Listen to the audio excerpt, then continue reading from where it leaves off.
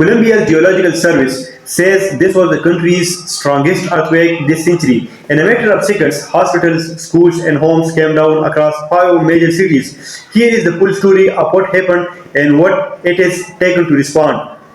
The quake struck Monday morning, magnitude 7.0, with its epicenter in San Jose Department in Colombia's Choco department, about 205 miles west of Bogota. At least 21 aftershocks followed within hours, and the shaking was felt as far away as Ecuador and Panama. So, five capital cities, Pereira, Cali, Quibdó, Manizales, and Armenia were placed under Colombia's highest disaster alert level.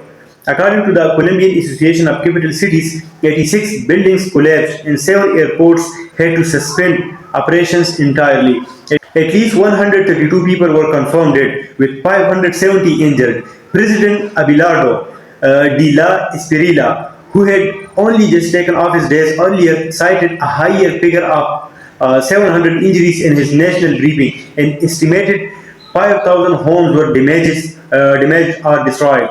Pereira absorbed the heaviest losses, 60 deaths in that city alone. In Cali, the country's third largest city, the mayor reported roughly 188 people missing, with rescue teams still searching collapsed buildings for anyone trapped inside. A few specific rescues stood out. In Pereira, 16 people were trapped for 6 hours inside an aerial cable car, a common form of hillside public transit in Colombian cities, before crews got them out safely.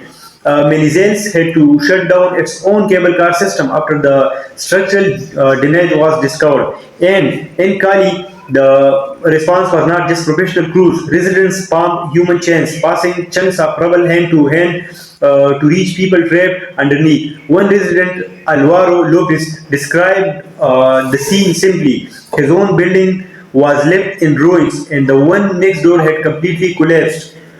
President de la Espriella personally led an emergency response committee just days into his presidency, as the government scrambled to coordinate rescue and relief efforts nationwide. Colombia's Pacific region sits directly on the Ring of Fire, the vast chain of fault lines circling the Pacific Ocean, responsible for most of the planet's earthquake activity. The geology is exactly why disasters like this recur here. In this region, access problem made everything harder. Choco, near the epicenter, is one of the Colombia's poorest and most remote departments, reachable mainly by boat or plane, with communication outage slowing down even basic damage assessments in the areas closest to where the quake actually struck.